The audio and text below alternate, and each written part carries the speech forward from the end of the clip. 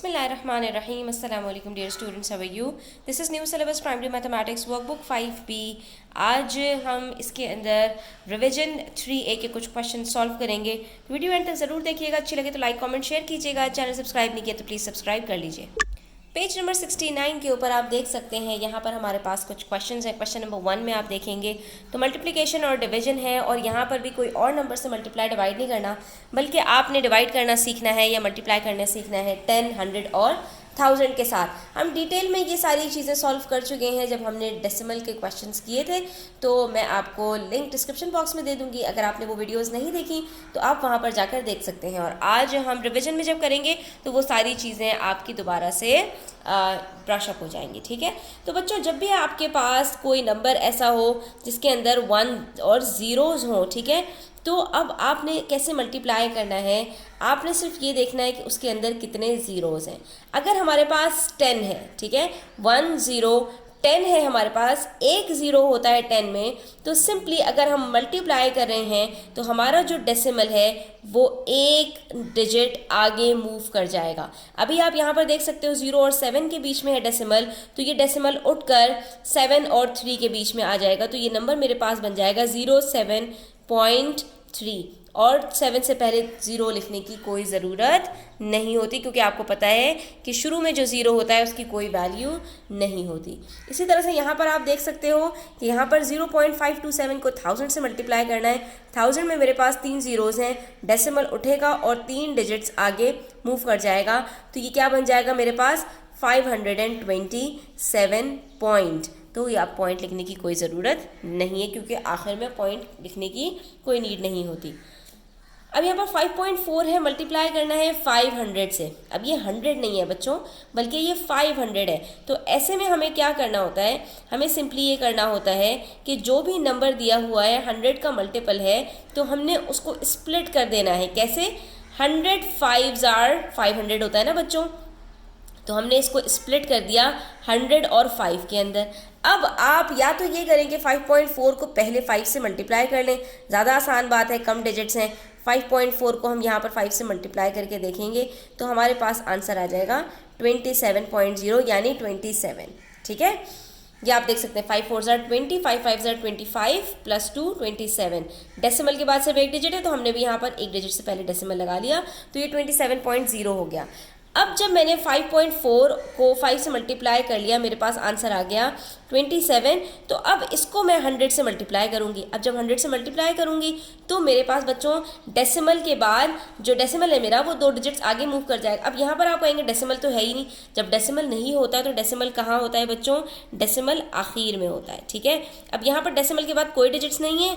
जब कोई डिजिट्स नहीं होते तो हम खुद से उतने डिजिट ऐड कर लेते हैं। 2 डिजिट आगे मूव करना है ना डेसिमल को, तो हम यहाँ पर क्या करेंगे, 2 ज़ीरोज़ ऐड कर देंगे। तो ये क्या बन जाएगा हमारे पास 2700। सिंपल। ठीक है, फिर से देखिए कि हमने 5.4 को पहले 5 से मल्टीप्लाई किया, आंसर आ गया मेरे पास 27। फिर 27 को 100 से मल्टीप्लाई करेंगे तो हमारे पास क्या आंसर आ जाएगा 2700।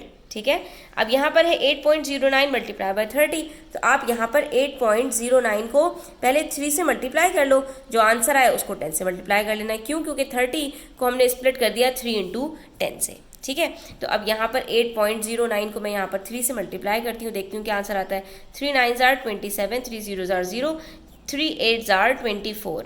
अब डेसिमल के बाद 2 डिजिट्स हैं, तो यहाँ पर डेसिमल से हम 2 डिजिट से पहले लगा लेंगे, तो ये बन गया 24.27। 24.27 को अब 10 से मल्टीप्लाई करना है, डेसिमल एक डिजिट आगे मूव करेगा और ये बन जाएगा 242.7। कितना सिंपल है। ठीक है, इसी तरह से पार्ट ई देखो, पार्ट ई के अंदर हमारे पास है 270 डिवाइडेड बाय 1000। अब यहाँ पर डिवाइड करना है बच्चों, तो जैसे मल्टीप्लिकेशन के अंदर हमारे पास जो डेसिमल था वो राइट साइड पे मूव कर रहा था, तो ऐसे ही जब डिवाइड करेंगे तो डिवाइड के अंदर नंबर छोटा होता चला जाता है, तो अब वो लेफ्ट साइड पे मूव कर जाएगा। यानी डेसिमल अभी मेरा यहाँ है, तो अब बजाय इस तरफ जाने के वो बैकवर्ड मूव करेगा और 3 डिजिट्स पीछे चला जाएगा। तो अभी डेसिमल 0 के बाद इधर है, अब ये 2 से पहले आ जाएगा, तो ये क्या बन जाएगा 0.270, यानी 0.27।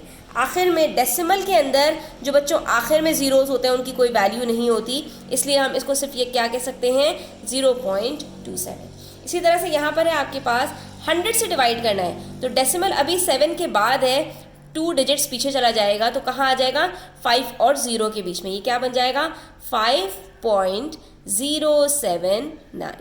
कितना सिंपल है, ठीक है। अब इसी तरह से हमें यहाँ पर डिवाइड करना है 0.18 डिवाइडेड बाय 60।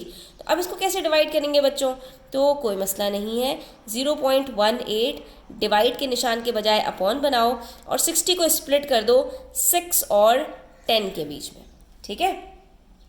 जब हमने इसको स्प्लिट कर दिया बच्चों, तो अब हम एक काम करते हैं कि हम ये 0.18 को डिवाइड कर लेते हैं ज़रा 6 से, ठीक है, और देखते हैं हमारे पास क्या आंसर आता है। हमें इतना तो पता ही है 6 के टेबल में 18 आता है, लेकिन डेसिमल की वजह से थोड़ा सा घबराहट हो रही है कि हम क्या किस तरह से लिखें। तो कोई मसला नहीं है, 6 zeros are 0 और उसके बाद फिर डेसिमल है, जहाँ हम डेसिमल के बाद वाला नंबर उठाते हैं तो वहीं पर हम ऊपर भी डेसिमल लगा देते हैं। अब 18 है मेरे पास, 6 के टेबल में 1 तो आता नहीं, इन दोनों डिजिट्स को एक साथ उठाना पड़ेगा और आपको याद होगा कि जब भी 2 डिजिट्स को एक साथ उठाया जाता है तो एक 0 का इजाफा कर दिया जाता है, तो हमने भी एक 0 का इजाफा कर दिया। अब 6 3s are 18, तो हमने 6 3s are 18 लिखा और ये हमारा कम्प्लीटली सॉल्व हो गया। तो 0.18 को जब 6 से डिवाइड किया बच्चों, तो क्या आंसर आया मेरे पास, 0.03। अभी नीचे 10 बचा हुआ है, अभी आपने भागना नहीं है कहीं कि बस आपने ये लिख दिया। अब आपने जब 10 से डिवाइड किया बच्चों, तो डेसिमल एक डिजिट और पीछे चला गया और ये क्या बन गया हमारे पास, ये बन जाएगा हमारे पास 0.003। 2 0 से पहले अब डेसिमल चला गया ना, तो ये क्या बन गया, 0.003।